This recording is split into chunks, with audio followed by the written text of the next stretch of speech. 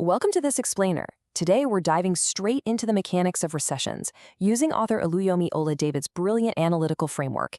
It's something that affects us all, but let's be honest, it usually gets buried in dense financial jargon. We're going to unpack her insights and look at the economy through a totally different lens, treating it almost like a living, breathing organism that can catch a pretty severe bug. So what actually happens under the hood when the economy gets sick? We all see the scary headlines, but understanding the underlying pathology, the actual mechanics of it, that's what gives us real clarity. Ola Zadavad approaches this methodically. She shows us that a downturn isn't just a random streak of bad luck. It's a systemic slowdown that follows a very recognizable pattern. To make this perfectly clear, we'll follow her diagnostic approach through 4 quick steps: defining the economic slowdown, spotting the warning signs and triggers, examining the human and business costs, and finally, looking at government prescriptions and policies. All right, kicking things off with step 1, defining the economic slowdown. She defines a recession as a severe contraction that literally infects every single part of the aggregate demand function.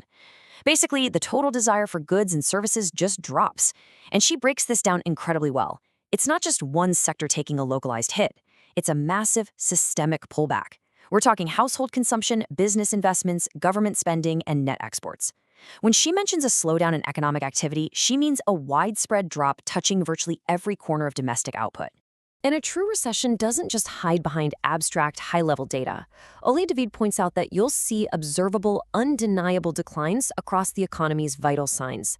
We're talking falling real income for everyday workers, shrinking real GDP, industrial production at factories grinding to a halt, rising unemployment lines, and stalling sales at local stores. It's fascinating, really, how this illness touches everything from macro GDP all the way down to everyday retail sales.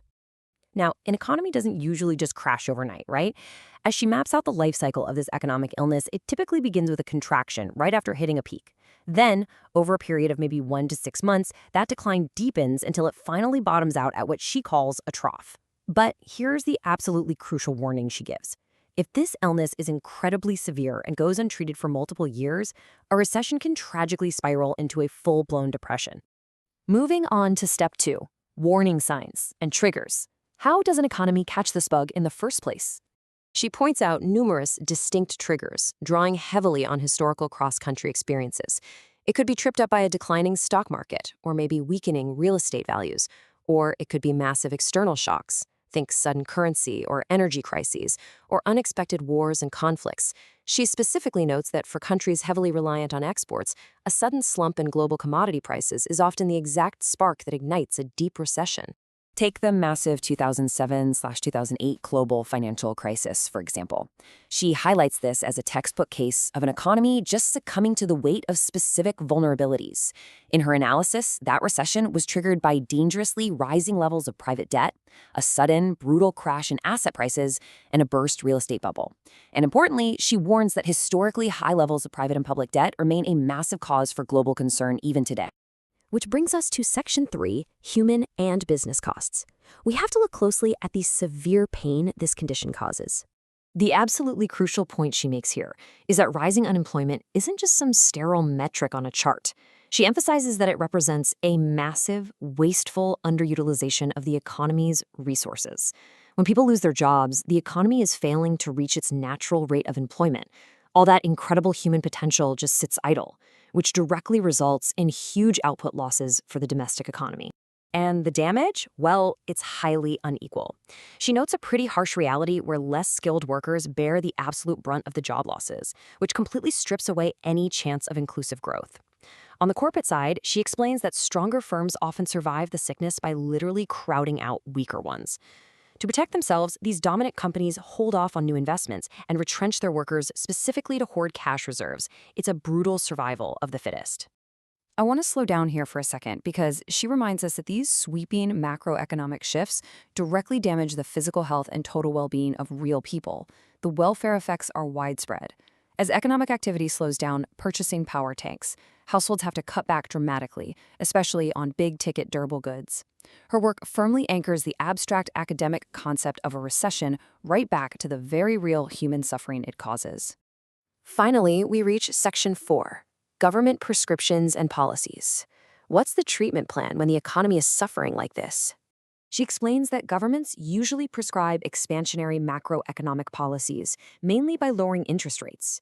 The goal is pretty straightforward: make borrowing cheap to encourage consumption and investment. But she warns this can backfire into a dangerous liquidity trap. It's an ironic twist. The cheaper money gets, the tighter terrified individuals and corporations hold onto their wallets to hoard cash. If they decide to just save rather than spend, no matter how low those interest rates go, the policy becomes completely counterproductive. So, to combat this specific trap, she points to a heavier prescription used by major central banks worldwide. Institutions like the Bank of Japan, the Bank of England, and the US Fed have all turned to a powerful expansionary tool called quantitative easing, or QE, which is specifically designed to bypass that liquidity trap. And to bypass that psychological freeze, quantitative easing essentially acts as a 1-2-3 mechanical fix. Step 1, the central bank directly raises the money supply in the economy. Step 2, this action raises inflation expectations among everyday people and businesses. And Step 3, because people expect prices to go up, it finally triggers that crucial spending by economic agents before their money loses value. It is such a fascinating mechanical fix to a deeply psychological economic freeze. Now, alongside those monetary tools, she notes that governments have other levers to pull. Implementing a sustained fiscal stimulus plan, which is essentially government spending, can inject life right back into the system. Combined with efforts to increase net exports, these combined treatments are exactly how leaders systematically guide a country out of the depths of a recession and nurse it back to health. After digesting her incredible diagnostic framework, we have to ask ourselves, looking around at the indicators today, the debt levels, the real estate market, the employment numbers, are we starting to see these symptoms in our own economy right now? The tools to diagnose it are now in your hands. Thank you for joining me on this explainer, and I'll leave you to think on that.